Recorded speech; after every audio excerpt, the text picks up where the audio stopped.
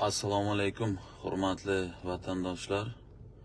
Meni murojaatim shundan iborat. Meni murojaatim Oliy ta'lim fan va innovatsiya vazirligiga. Men Termiz davlat universitetining yuridik fakulteti 2-kurs talabasi. Sirtqi ta'limda tahsil olamiz. Hozirgi kunda Termiz davlat universitetida ahvol juda ham og'ir. Nima sabab deb sababini so'raydigan bo'lsangiz, o'sha dars mashg'ulotlari o'tkaziladigan xonalar haddan tashqari issiq. Bugungi kunda o'sha Surxondaryo viloyati Termiz shahrida havo harorati 40 gradusgacha ko'tarilyapti. Xonalar haddan tashqari qizib ketish natijasida juda ham o'sha xonalarda nafas olish juda ham qiyin. Sovutkichilar bo'lsa ham nomiga turibdi, lekin u ishlamaydi. Yoqilgan turganda ham 25-30 ta bola kirganda o'zi deyarli uni konditsioner o'rnatilganligini his ham qilmaysiz. Lekin aksincha o'sha Termiz davlat universitetini mas'ul xodimlari, rahbarlarining xonasiga kirsangiz, o'sha salqinlikni his qilasiz. U yerda xonalar juda ham xona harorati normal holatda. Men so'rab qo'ygan bo'lardim o'sha Oliy ta'lim fan va innovatsiya vazirligidan zudlik bilan bu yerda o'sha Termiz davlat universitetini o'quvchilarga, o'sha talabalarga tahsil beradigan xonalariga konditsioner o'rnatib, o'sha havo haroratini stabil holatga keltirib beringlar. Bu yerda o'sha tahsil olayotgan talabalar millionlab kontrakt to'layapti. O'qituvchilar davlat byudjetidan oylik maosh olib ishlayapti. Aksincha bo'lish kerak emasmi o'zi aslida? Lekin bu yerda o'sha inson qadri degan tushunchalar butunlay yot ko'rinadi.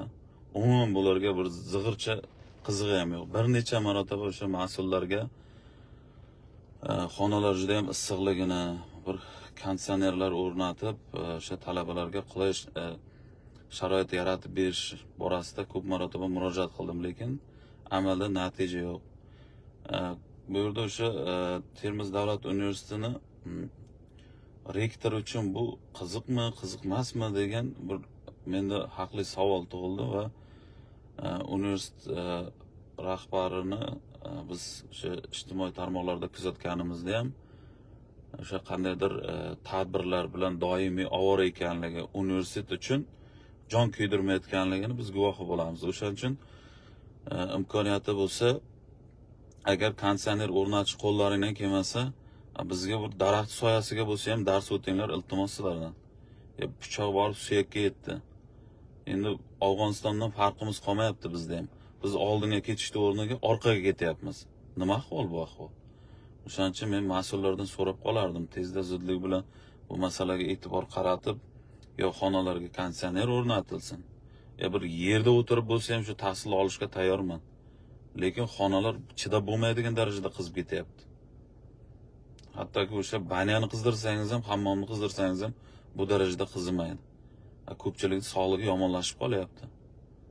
O'shaning uchun biz ham insonmiz, huquqni talab qilgan talaba bulardan nonko'rga chiqarilar ekanda. Agar huquqimni talab qilayotganligim uchun nonko'r deb atasalaring, bemalol atashlaring mumkin. Nima deb atashlaring menga umuman qizig'i ham yo'q, ta'siri ham yo'q. Universitetning oldida men o'zim qarzdor deb hisoblamayman. Sababi men universitetga kontrakt to'layapman. Sizlar darslaringni o'tinglar.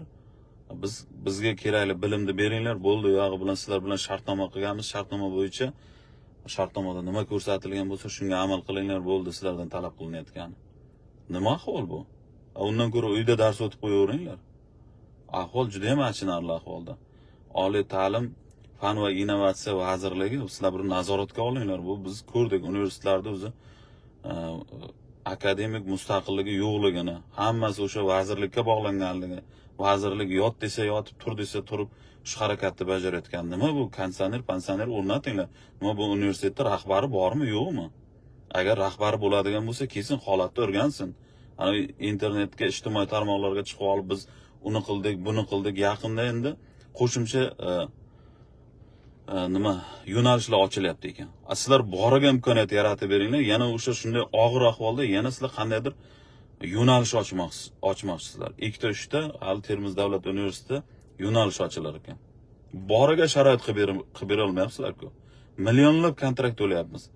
Ularni hammasini qo'shsalaring milliardga aylanadi. Milliardlab pulni olib, ahvolni qaranglar, bunday achinarli ahvolda. O'shaning uchun men davlat rahbaridan ham iltimos so'rab qolardim. Nima ahvol bu? Biz dunyoni bir Yevropa mamlakatlariga qaraydigan bo'lsak, ularga o'sha talabalarga yaratib berilayotgan sharoitlarni ko'rib havasing keladi. Biz bu yerda o'sha ijtimoiy tarmoqlarda ko'rib reklamalari juda zo'r edi ana Termiz davlat universitetini. Bu yerga kelsak, u ahvol mumkin emas. Stollarda ana yarim santimetr chang. Bu yer tozalanmaydi ham bilmayman. Har kun kelasiz, o'zingiz joyingizni o'zingiz tozalab o'tirasiz. Kerak bo'lsa o'qi, bo'lmasa o'zing bilasan degandek qo'yib qo'yibdi. O hali bizni kallamizga u ta'lim, bilim hech narsa kirgani yo'q. O'zimiz sovutish bilan oboramiz. O'shaning uchun sizlardan qattiq iltimos so'rayman. Agar harakatga kelmaydigan bo'lsalaring, biz bundan keyingi harakatimiz o'sha tegishli tashkilotlarga murojaat qilish bilan davom ettiramiz. Kerak bo'lsa, shu Termiz davlat universitetini sudga ham beramiz. Bizga o'sha ta'lim standartlari bo'yicha sharoit yaratib beringlar. Nima deyilgan, o'sha 40 gradus issiqda xonaga kiritib o'qitinglar degan. Nima bu issiqxonada ham uncha issiq bo'lmaydi? Yo'q, odam pishib qolyapti, qovurilib ketyapti. Biz insonmiz. Tezda zudlik bilan choralar ko'ringlar. Bo'lmasa o'rgan universitetga rahbar nima kerak bor o'rgan? Rahbarmisan, qilmaysanmi ishingni?